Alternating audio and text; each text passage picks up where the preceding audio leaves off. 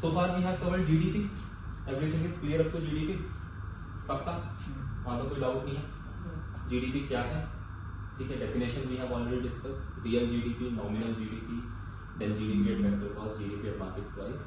All these things we have discussed. So our next topic for today is potential GDP. And a question was asked in, I guess, in mains 2020. There was a question: what is potential GDP? What are its determinants? And what are the challenges we face while achieving the potential of the GDP in the context of the Indian economy? That question was specifically asked. Okay, so before digging that question, I will first tell you what is potential GDP. So, what is the meaning of potential? In a layman's language, what is the meaning of potential? If I do the Hindi translation of this word, that is क्षमता. कि basically आप क्या करने के capable हैं, आप क्या कर सकते हैं. That is your potential. And actual क्या होता है? जो आप finally करते हैं. ठीक है. So far what we have discussed, what is our GDP, which means what is actually we are producing or what is actually we are achieving. Now we are up to the potential GDP, which means what we can do or what we can achieve. That is the potential GDP. Okay.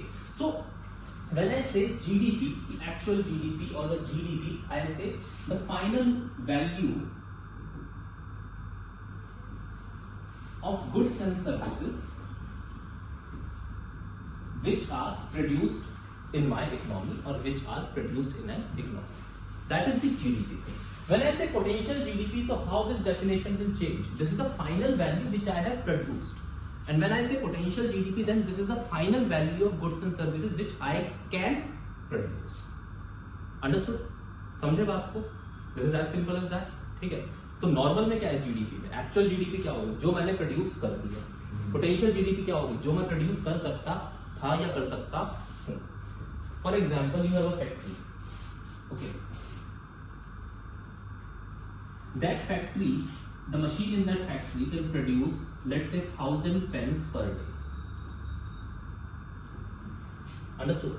Can produce, which means what is the potential of your factory? What is the potential of the machine? Is producing the 1000 pens per day. But you are only producing 500 pens per day.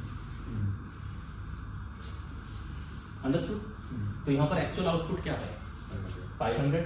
And what is the potential output? 1000. Which means कि आपकी capacity कितनी है, आपकी क्षमता कितनी है आगे तक जाने की? 1000. Understood?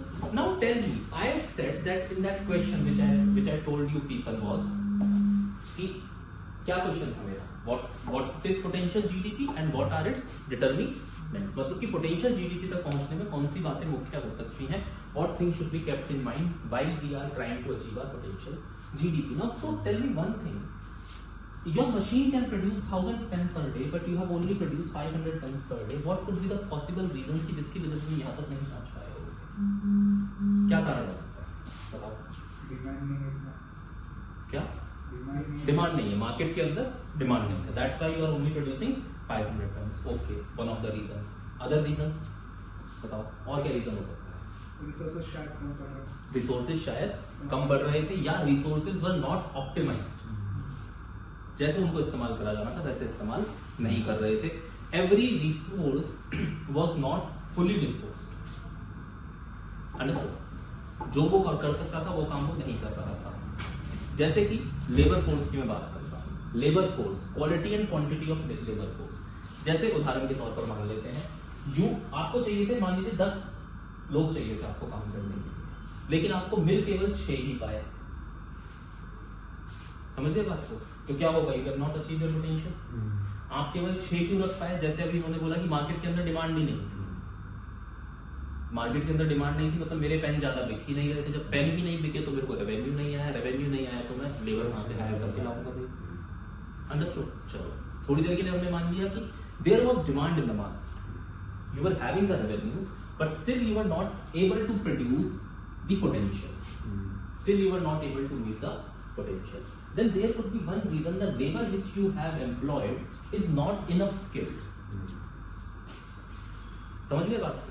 What are the other parameters? What are the other things which can determine your potential or which may stop you from reaching to the potential?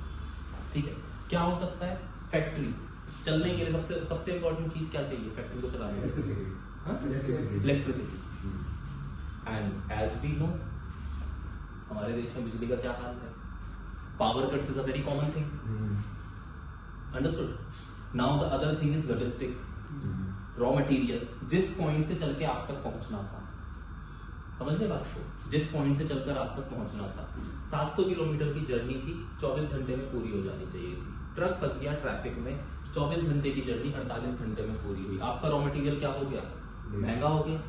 जो पैसा आप लेबर को दे सकते थे ज्यादा प्रोड्यूस करने के लिए, वो पैसा आपने किस में दे दिया, रॉ मटेरियल को दे दिया। इसका मतलब कॉस्ट ऑफ प्रोडक्शन क्या कर गई आपकी, इंक्रीज कर गई। कॉस्ट ऑफ प्रोडक्शन इंक्रीज कर गई तो क्या हो गया, potential of the GDP will not be achieved, or I would say the potential which your factory can produce will not be achieved. Understood? So in that manner, you can determine that what factors may lead you to achieve the potential of the GDP or the potential of your own company. ठीक है? Whatever will work for your company, more or less that thing will work for the GDP as well. यहाँ पर मैं एक individual की बात कर रहा हूँ, वहां मैं पूरे देश की बात कर रहा हूँ। देश किससे बनता है? The nation is made from the people only. We individuals only form a country. ऐसा तो है नहीं कि पहले कोई देश बन गया उसमें लोग रख दिए, क्या था, लोग आए उन्होंने मिलकर क्या बनाया, एक देश बनाया। ठीक है, तो क्या क्या चीजें हो सकती हैं डिटर्मिनेंट्स में, अगर मैं बात करूं तो labour could be a factor, ठीक है, then again logistics could be a factor, उसके बाद क्या, technology could be a factor, may be the technology what you are using was outdated technology, then again the legal aspect and legal clearances. हर factory को लगाने के लिए क्या चाहिए, क्लियरेंसेस चाहिए गवर्नमेंट से, म्युनिसिपैलिटी का, फॉरेस्ट का, अदर थिंग्स। ठीक है, we have a thing environmental impact assessment. Okay, what is environmental impact assessment? Before going to start any business, before we are starting any construction work और any factory और anything else, environmental impact assessment, which means कि इस economic activity का environment के ऊपर क्या impact आएगा, how this particular economic activity is going to hamper or going to impact or affect the environment, that we study, which delays the clearances. Okay, so government decided to give the post facto clearances, which means first you start the business, then you can take the clearances. Understood? Now you will say that from the economic point of view or from the business point, this is a good thing, because जितना process delay होता चला जाएगा, cost of production उतनी increase होती चली जाएगी। So from the business point of view, this is good, but from the environmental point of view, what it is? It is bad, because environment will be impacted, environment will be affected, and if environment is affected, then the quality of natural resource which we have will also deteriorate, and the human resource will also deteriorate, because if we do not have a good environment, people will fall sick more, their health will always be vulnerable. Understood? So are you able to determine that what factors can impact your potential growth, what factors can impact your potential GDP, and same are the challenges as well. ठीक है, same are the challenges as well. If I say that what are the challenges in achieving the GDP, ठीक है, सबसे पहले challenges हमारे पास क्या है, हमारे पास एक सिंपल सी बात बोलूं, लीगल क्लियरेंसेस जो मिलती हैं करप्शन की वजह से, वो आसानी से नहीं मिल पाती। उदाहरण के तौर पर, for instance, you plan the business today कि मैं ये बिजनेस शुरू करूंगा, ठीक है, तुमने प्रोजेक्शन जो दिया डेटा का, अपने डेटा को जो तुमने प्रोजेक्ट करा, ठीक है, जो भी तुमने कैलकुलेशंस करे, फ्यूचर को कंसीडर करते हुए तुमने 6 महीने 1 साल के हिसाब से अपना रेवेन्यू, अपने प्रॉफिट्स को डिसाइड करें। क्लियरेंस मिलते मिलते 2 साल लग गए, तुम्हारे सारे रेवेन्यू और प्रॉफिट के प्रोजेक्शन बिगड़ गए, अब वो सारी कैलकुलेशन तुम्हें दोबारा से करनी पड़ेगी।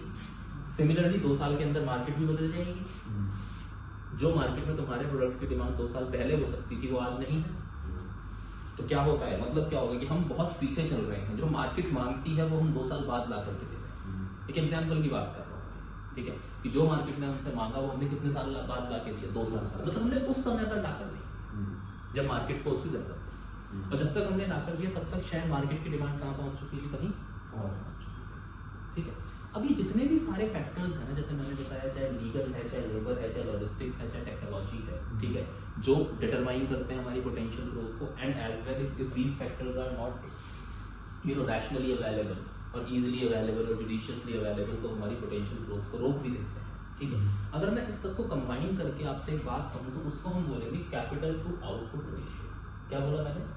Capital to output ratio. मतलब जब मैं बात करता हूँ कि मुझे अपना पोटेंशियल जीडीपी बढ़ाना है तो मैं एक चीज बोलता हूँ कि मुझे अपना कैपिटल टू आउटपुट रेशियो सुधारना है। अब आप कहेंगे कि कैपिटल टू आउटपुट रेशियो होता क्या है, ये क्या चीज डिटरमाइन करता है कैपिटल टू आउटपुट रेशियो? यहाँ पर ध्यान से देखिए,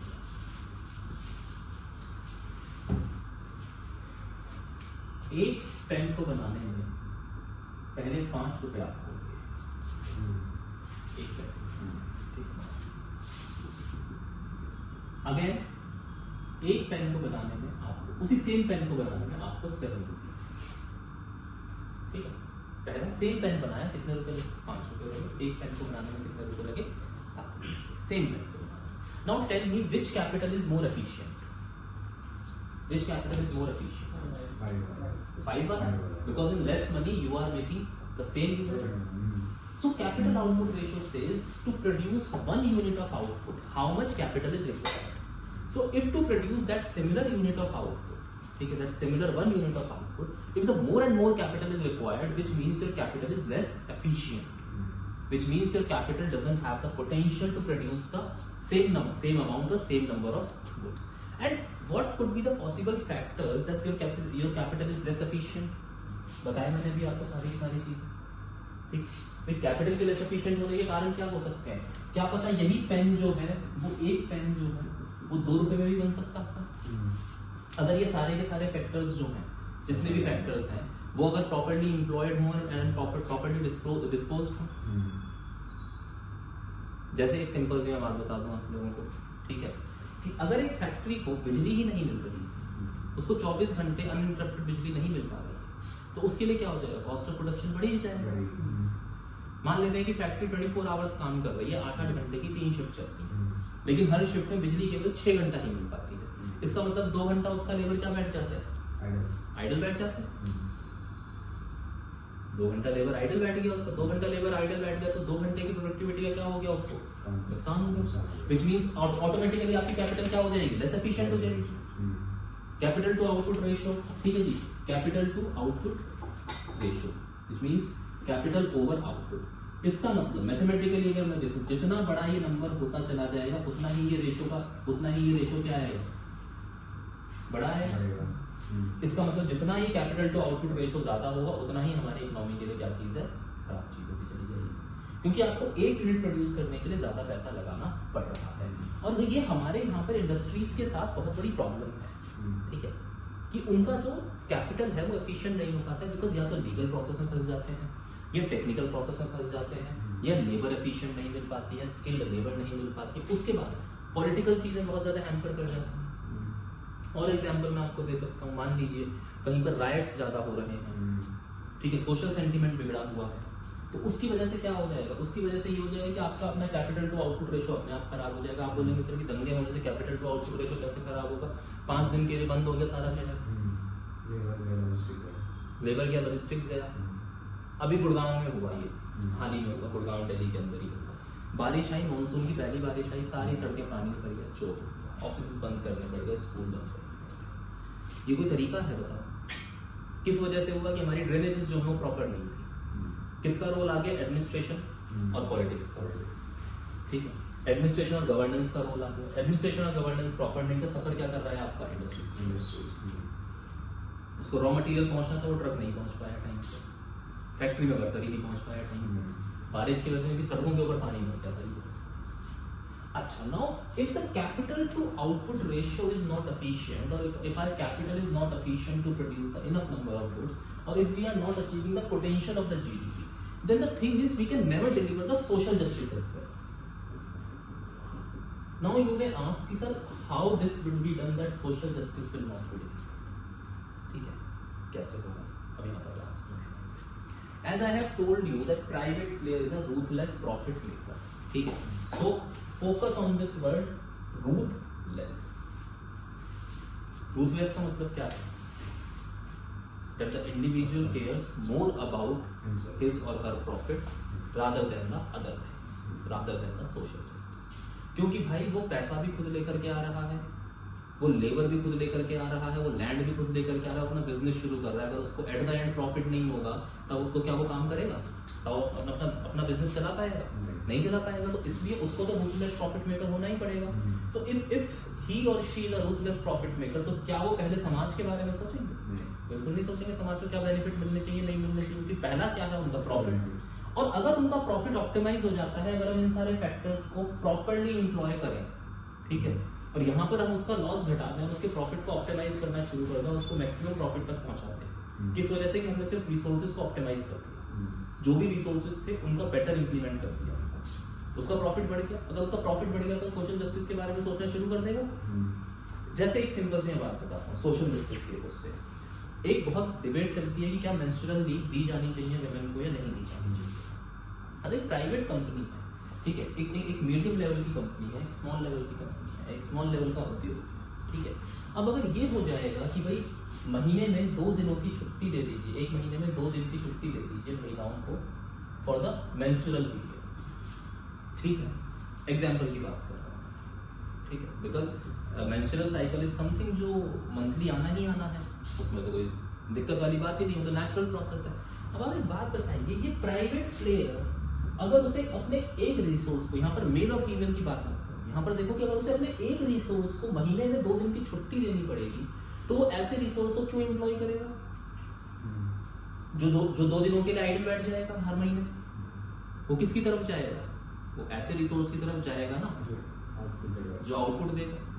लेकिन ऑन द अदर हैंड अगर उसको प्रॉफिट्स इनफ हो रहे होंगे, मतलब कि उसका पोटेंशियल मीट हो रहा होगा, उसका कैपिटल एफिशिएंट होगा, उसके लॉसेस फालतू की चीजों में नहीं जा रहे होंगे, तो उसके जब प्रॉफिट्स इनफ हो रहे होंगे तो वो इस सोशल कॉज के ऊपर भी चला जाएगा, वो इस सोशल जस्टिस के लिए भी जाएगा। Same is the thing with maternity relief act, कि अगर वहां पर आपको एक पर्टिकुलर टाइम पीरियड के लिए due to when the women is going through their maternity period, ठीक है, अगर आपको उन्हें पेड लीव देनी पड़ जाएगी या छुट्टी देनी पड़ जाएगी, जो भी कुछ देना पड़ जाएगा, भैया एक रिसोर्स में लेकर के आया, साल भर मैंने उस रिसोर्स के ऊपर काम करा, उसे सारी चीजें सिखाई, और अब वो रिसोर्स कुछ टाइम के लिए आइडल बैठ जाए। तो being a private player, being a business owner, और वो भी मैं इतना बड़ा बिजनेस ओनर अभी नहीं, तो मैं इस तरह के रिसोर्स में क्यों इन्वेस्ट करूँ? So that's why if you need the social justice, तो आपको अपना कैपिटल क्या बनाना पड़ेगा? एफिशिएंट बनाना पड़ेगा। कैपिटल एफिशिएंट बनाने के लिए क्या करना पड़ेगा? वो जितने भी फैक्टर्स हैं उनको सबको क्या करना पड़ेगा? प्रॉपर्ली इंप्लीमेंट करना पड़ेगा, ऑप्टिमाइज करना पड़ेगा, और उनको प्रॉपर्ली एम्प्लॉय भी करना पड़ेगा। वो सभी चीजें राइट डायरेक्शन में काम आपकी करते रहेंगी। जैसे आप अक्सर सुनते हैं ईज ऑफ डूइंग बिजनेस,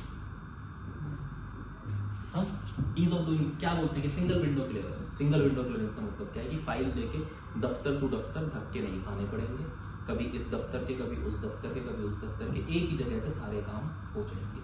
हो गई ईज ऑफ डूइंग बिजनेस अपने आप। जब एक ही क्लियरेंस, जब सारे क्लियरेंस एक ही जगह से मिल गए तो बच गया आपका, मेहनत बच गया, मेहनत बच गया तो ईज ऑफ डूइंग बिजनेस अपने आप हो गई। सो इस तरह के हमें एडवांसमेंट लेकर के आने पड़ेंगे, ठीक है, चाहे वो डिजिटाइजेशन है, चाहे वो यूज ऑफ टेक्नोलॉजी है, चाहे वो गिविंग जो आपका लीगल प्रोसेस है उसको एक्सपीडिएट करना या उसको इजी करना, ये सारी चीजें हमें ध्यान में रखनी पड़ेंगी सबको।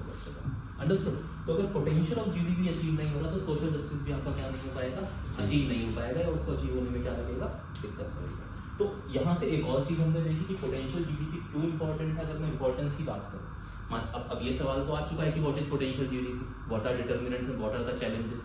आगे क्या सवाल एक्सपेक्ट कर सकते हैं, आ सकता है कि व्हाई इट इज इंपॉर्टेंट, ठीक है, तो व्हाई इट इज इंपॉर्टेंट में लिख सकते हैं आप एक फैक्टर कि भैया सोशल जस्टिस सर्व करने के लिए पहले इकोनॉमी इंपॉर्टेंट होनी चाहिए, पहले इकोनॉमिक ग्रोथ अच्छी होनी चाहिए, देश पैसा तो कमाए ढंग से, तभी तो कर पाओगे सारी चीजें। समझिए बात को। जैसे जब परिवार में भी जब इनकम कम होती है तो पहले किसके बारे में सोचा जाता है, बेसिक्स के बारे में सोचा जाता है, ठीक है। फिर जैसे जैसे इनकम इंप्रूव होती चली जाती है, आपकी एजुकेशन बेटर करी जाती है, बेटर हेल्थ फैसिलिटी अवेलेबल कराई जाती है। पहले क्या था, जब इनकम कम थी तो खांसी हुआ, जुकाम हुआ तो तुलसी की चाय बना के पी, क्योंकि इनकम कम थी, घर में तुलसी का पौधा लग रहा था। फिर थोड़ी इनकम बढ़ी तो मेडिकल स्टोर से दवाई खरीद करके ले गए। फिर और इनकम बढ़ी तो गली मोहल्ले का जो डॉक्टर था उस तक चले गए। फिर हालत ये हुई कि जब और इनकम बढ़ गई, जब और अमीर हो गए, तो किसी जो बढ़िया अस्पताल था वहां चले गए। तो इस चीज में क्या हो रहा है, जैसे जैसे इनकम बढ़ रही है वैसे वैसे फैसिलिटीज इंप्रूव हो रही हैं। इसका मतलब आपको अदर चीजें क्या हो रही हैं, easily available. Understood? So these are the things related to the potential GDP. I hope अब इनको कर दोगे, ठीक है? नोट्स में डिक्टेट कर दो।